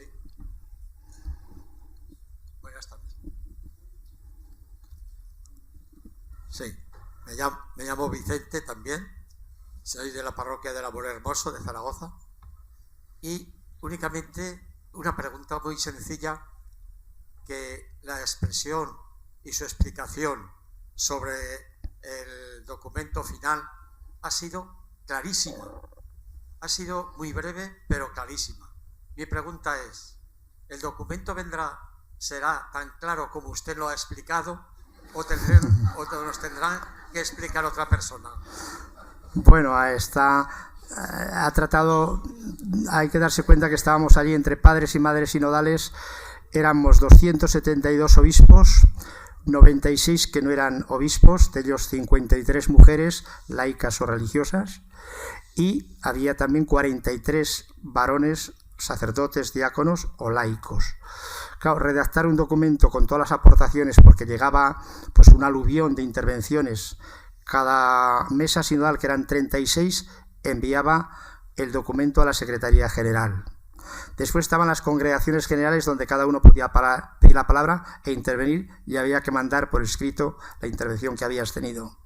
Hubo una comisión de redacción elegida de todos los continentes, pero claro, hubo hasta 1.200 modos y reformas. Articular todo eso en un lenguaje sencillo, etcétera, es difícil. Lo mismo pasa en las traducciones. Se observan pues giros, modismos o expresiones que a veces no se entienden. Entonces hay que hacer un ejercicio de traducción en un lenguaje sencillo a los fieles. Y eso es lo que se trataría de hacer en los grupos. Eso es lo importante. Pero repito que el documento en sí creo que es un documento muy granado, y además no es fruto solo de esta sesión última de octubre del 24 que hemos estado, sino que arranca, hay un precipitado de todo lo que ha sido el proceso sinodal, y poco a poco ha ido madurando el camino y el documento. Creo que cuando el Papa también reciba los resultados de esos 10 grupos de estudio, pues habrá ocasión también para dar ya disposiciones más concretas en la doctrina o en la praxis, y se irá caminando en el proceso sinodal. El documento no es el final, es un impulso al camino sinodal para que no muera este dinamismo. Creo que lo importante del sínodo no será tanto temas concretos o documentos que puedan, cuando crear este estilo nuevo de ser iglesia, esta forma de unirnos, esta forma de trabajar, esta forma de visibilizar una iglesia que es más comunión en la unidad que en la uniformidad, con más participación de todos, sin excluir a nadie. El Papa repite todos, todos, todos. Ya hay una comisión que se va a encargar de conjugar la doctrina con la praxis, situaciones que se encuentran en muchas personas, conjugar la verdad con la misericordia, para que nadie quede excluido. Pero tendrá que conjugar, la Iglesia es maestra que enseña, pero madre que acoge. Las dos cosas, madre y maestra. Y hay que ser quizá madre, como una madre que acoge al hijo en la situación que esté.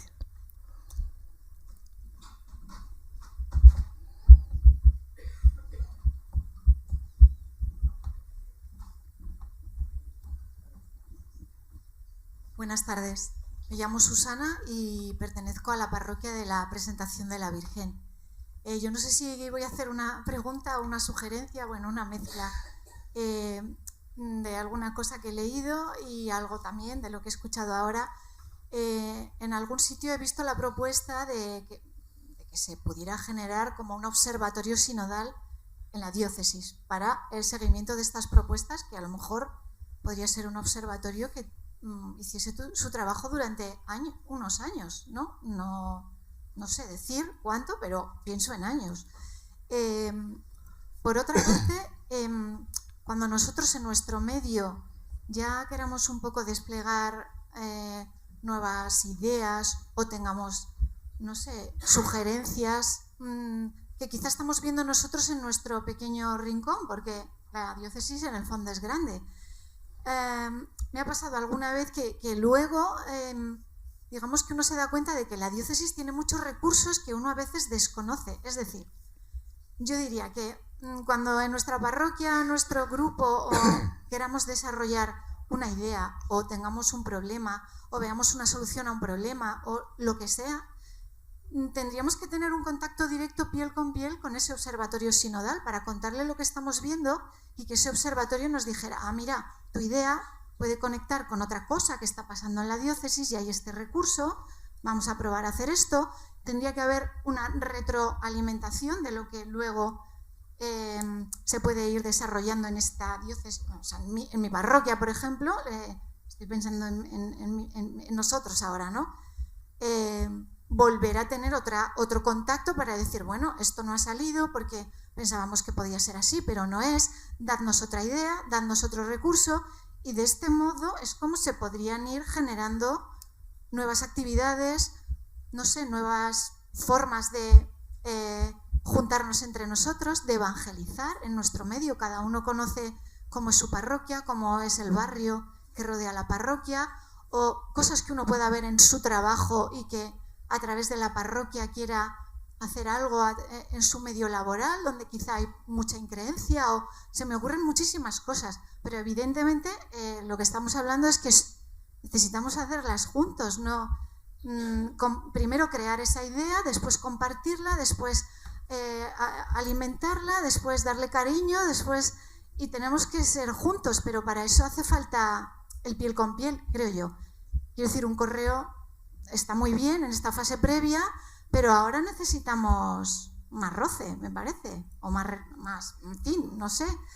Todas las cosas que salen nuevas necesitan de comunicación, de puntos de vista, de a veces también roces o pequeños conflictos, no sé. Todo eso solo se puede ir avanzando a través del contacto, ¿no? Como en una familia o como, ¿no? No sé, esta es mi pregunta, mi sugerencia o mi reflexión. Y agradezco mucho porque esta propuesta un poco ya veo que la ha hecho el grupo, ¿no? De que podáis desplazaros a las parroquias a conocer la idea o la propuesta que queremos lanzar, ¿no? Muchas gracias.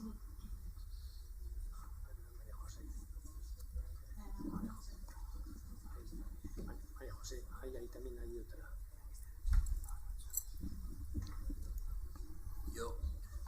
¿Está encendido? Sí.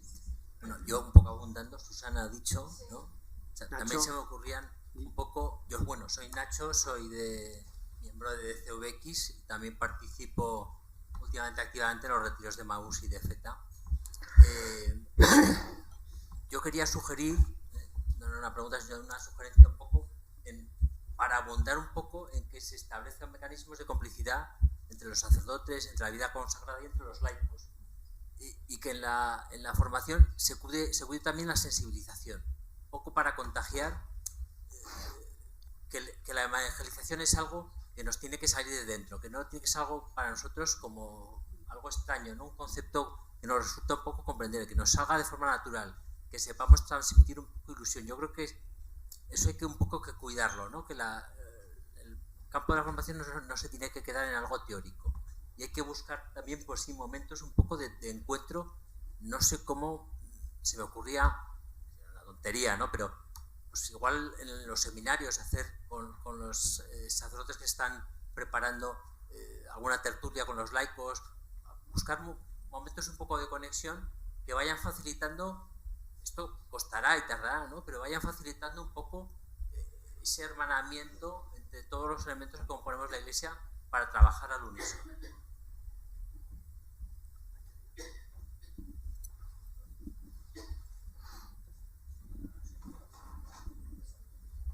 Soy Merche de la parroquia, soy salesiana, soy de la parroquia del Amor Hermoso. Me parece, gracias la primera cosa, ¿no? Y la segunda, me parece que he oído de promover, cultivar la cultura de la evaluación. Me parece que es muy importante, desde la conversación espiritual, llegar a evaluarnos y también a preguntar a la gente para descubrir las auténticas necesidades. Entonces, pediría también a la diócesis, por pedir que recursos concretos para preguntar a la gente. Es verdad que ya tuvimos una consulta muy amplia, ¿no? Pero ya en mucho más concreto, desde las prácticas que se están realizando en las parroquias, o también las otras necesidades del pueblo de Dios, o el pueblo sencillamente, que quizás podamos, no sé, apoyarnos mutuamente. Subrayo la importancia de esa cultura de la evaluación. Gracias.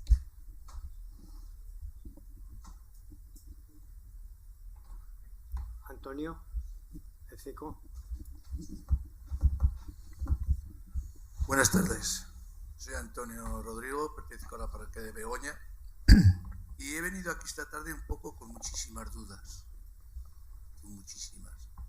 Quizá porque haya pasado un tiempo desde que terminamos el sínodo a estas últimas. Ya estamos un poco enfriados o fríos. Pero tengo que darle la enhorabuena a don Vicente, porque si tuviera que decir una palabra en este momento diría esperanza.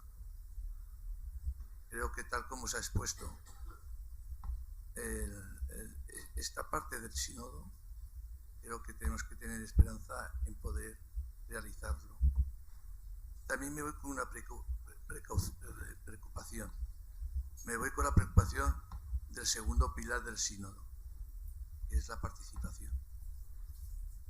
No sé si vamos a poder llegar a nuestros amigos, a nuestros grupos, y vamos a poder hacer esto que estamos deseando hacer. Pero esto, lo que quisiera decir es que no es un trabajo solo de laicos, sino de religiosos, sacerdotes, incluso de obispos. Por eso me gustaría saber un poco cómo veis la participación en esta parte segunda terminal del sínodo.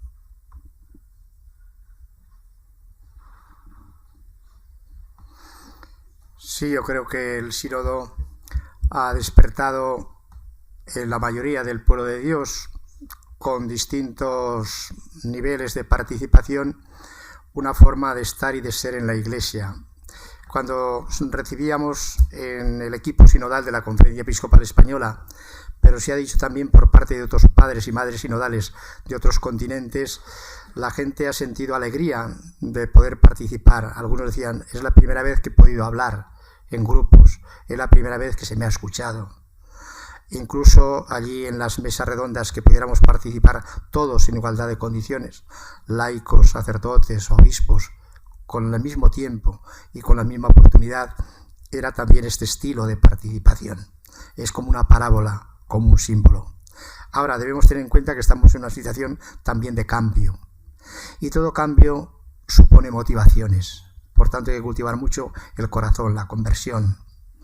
Y esas motivaciones nos llevarán a una pedagogía, a un camino. Y habrá que ir, pues, a aplicarlo gradualmente. No se podrá hacer todo a la vez, aquí y ahora. Pero sí que tendremos que dar pasos. Esos pasos que se han propuesto, para empezar, son buenos. Y también recibir propuestas, como se dice. Y luego todo eso articularlo. Y articularlo en una iglesia local presidida por un obispo. Ese es el tema. Entonces, yo creo que el sínodo despierta esperanza, es verdad, y así todos salimos. El Papa nos invitó a los padres y madres sinodales a que fuéramos mensajeros y profetas del sínodo de esperanza, y yo en la parte que me toca lo estoy haciendo, y ensanchar los círculos de participación, no quedarnos solo con el grupo reducido a los que llegamos. Yo le digo también a veces a don Carlos que en una diócesis hay como 3 o 4 diócesis. La diócesis o la parroquia que participa más del círculo donde se ve implicado y complicado, otra gente que ocasionalmente participa, y hay mucha gente alejada. Por lo tanto, el sínodo es una llamada a la misión.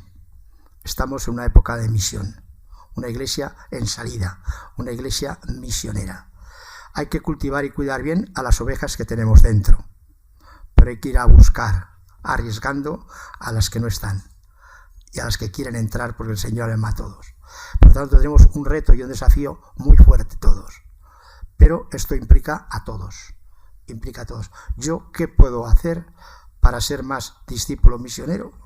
¿Y qué puedo contribuir para que mi iglesia, mi parroquia, mi comunidad religiosa sea más sinodal en este sentido de comunión, participación y misión? De esto se trata. Y al presentar este documento es lo que creo que debemos buscar. Por tanto, esta reunión en el Adviento, tiempo de esperanza, pues es esperanzadora. Por lo menos yo así lo veo. Y por lo que he oído a otros hermanos obispos, pues también se trata ahora de aplicarlo y ponerlo en marcha en las distintas diócesis. Ahora, cuando salga el documento, que como digo saldrá esta semana, pues leerlo despacio, orarlo, y luego cuando veamos las reuniones ir con espíritu pues de aprender a los demás. En la conversación espiritual es interesante que en el primer momento hablan todos y cada uno pues manifiesta lo que vive, lo que ha orado, lo que piensa de ese tema. Pero en el segundo momento es ver qué me ha impresionado, me ha impactado de lo que he leído al hermano. Porque a veces no escuchamos, hablamos, pero el diálogo es diálogos, logos, palabra entre dos. Y tercero, de todo esto que hemos dicho, de que los ha impactado como grupo, como iglesia, ¿en qué coincidimos? ¿Cuáles son nuestras convergencias? ¿En qué todavía estamos separados o divididos? ¿Y cómo el Espíritu nos puede crear armonía en la diversidad? Este ejercicio exige pues una pedagogía y no se podrá hacer todo y a la vez habrá ritmos distintos. Hay iglesias que tienen más experiencia de sinodalidad. Yo, como estaba en grupos de español y estaba con obispos latinoamericanos, allí tienen toda la experiencia del CELAN, tienen ya un gran recorrido sinodal, los documentos que han salido, el documento de la Amazonía, etcétera, etcétera. Notemos que el Papa Francisco, Bergoglio, viene también desde Puebla en todo el camino recorrido de Latinoamérica. Y allí los obispos de eso nos enseñaban. Otras iglesias están empezando. Esto le sonaba un poco a chino. Nosotros creo que con dificultades y con incertidumbres, creo que estamos caminando. Y hay experiencias, hay brotes. Lo que pasa es que a veces pues nos puede más la sombra que la luz. Pero hay más luz que sombra. Y hay que armonizar la luz para que ilumine las sombras. En ese camino tenemos que entrar. Y las propuestas pueden ser variadas, pero hay que escucharlas, hay que discernirlas y hay que ver por dónde nos marca el camino el Espíritu. Bueno, me llamo Susana y trabajo en el ámbito educativo. Y ahora me estaba acordando de los niños que en cuarto de primaria reciben la primera comunión y luego hasta finales de la educación secundaria no reciben el sacramento de la confirmación. Pues durante ese tiempo lo positivo que podría ser para ellos mantener ese grupito que se hubiera hecho con los catequistas y que hubiera algún encuentro formativo o alguna actividad lúdica para mantener ese grupo, porque a ellos les gusta mucho y tienen mucha ilusión y le dan mucho sentido, pero luego hay un tiempo para ellos un poquito largo. Me da esa apreciación. Y claro, después de toda la ilusión, hasta que ya vuelven a recibir el sacramento de la confirmación, a lo mejor aprovechando ese grupito que han hecho, que luego se mantuviera de alguna manera, con alguna actividad, alguna formación, yo pienso que sería muy positivo. Claro, la iniciación cristiana es un periodo, un proceso completo, con caminos, con etapas, pero con continuidad, no a saltos. No podemos hacer como los gorriones, sino un proceso continuado en profundización. Y eso nos está obligando también a reformular la iniciación cristiana según los contextos, según las edades, etcétera, etcétera. De dónde vienen, dónde están y cuál es el camino y la meta. Eso es importante. Pues terminamos con el mensaje de don Carlos recordándoos un par de avisos. Primero, que la sesión ha sido grabada y por lo tanto se puede escuchar por parte de personas que no han podido venir. Entonces que lo difundáis en YouTube. Vale. Segundo, que el documento final, como ha dicho don Vicente, saldrá en soporte papel esta semana, pero que ya está colgado en internet. Ahí os ponemos en informaciones el enlace.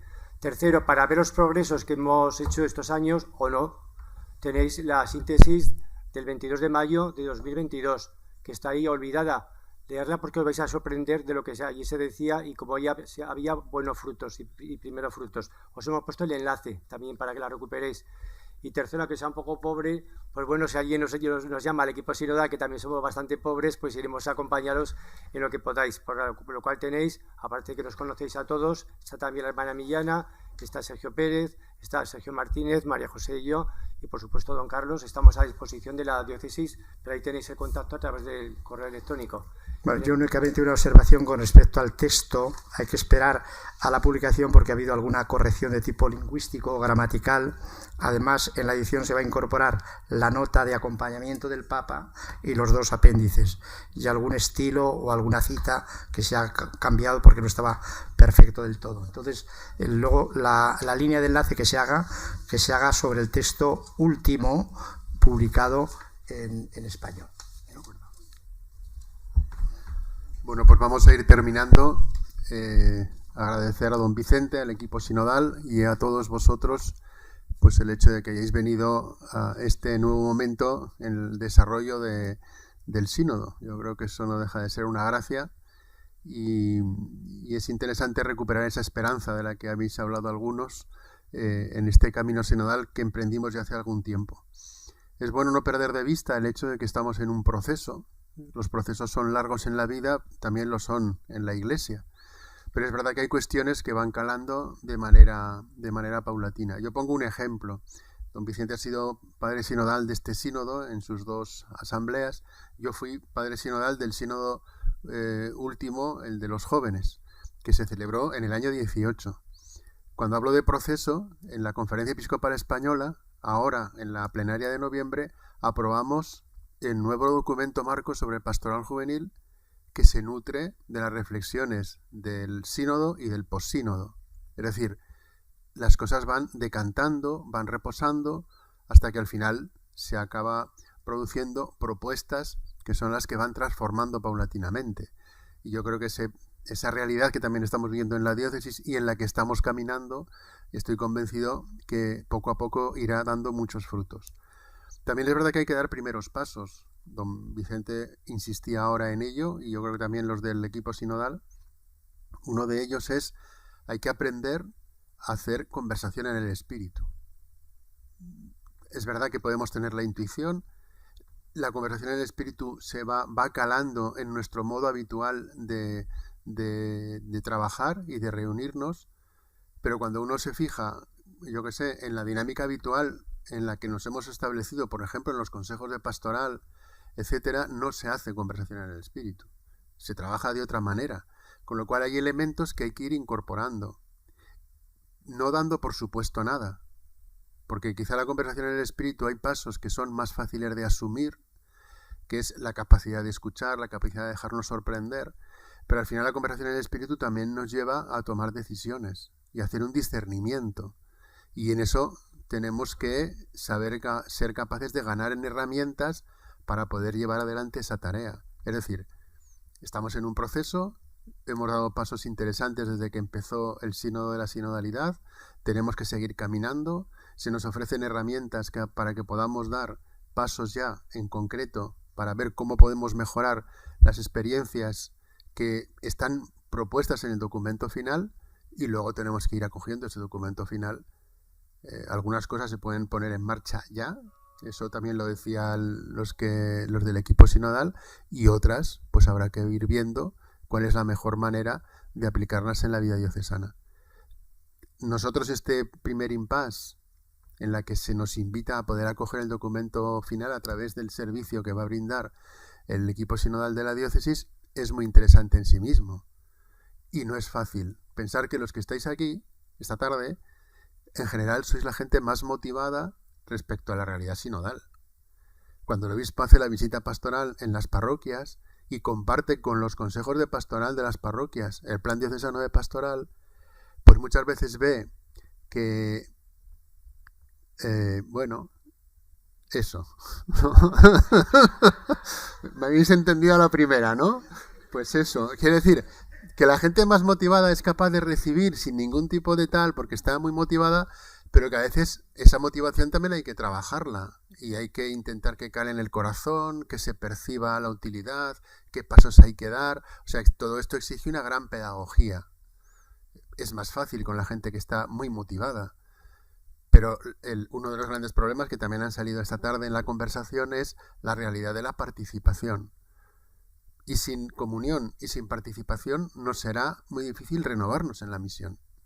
Por eso es tan importante trabajar cada uno de los aspectos porque al final son los que nos van a hacer mejorar la intención última que estaba en el corazón del Papa cuando nos proponía el sínodo de la sinodalidad, que es ver cómo somos capaces de evangelizar un contexto cultural que ha mutado, en el que la Iglesia, con todo su potencial, puede llevar la buena noticia de la salvación al contexto cultural en el que estamos viviendo, ¿no? Entonces, con paciencia, con perseverancia, con audacia, con ganas, con tesón, pues, y con la acción del Espíritu Santo, que es el que va a ir por delante, pues yo estoy confiado en que podamos sacar adelante este proceso que la Iglesia ha puesto en nuestras manos.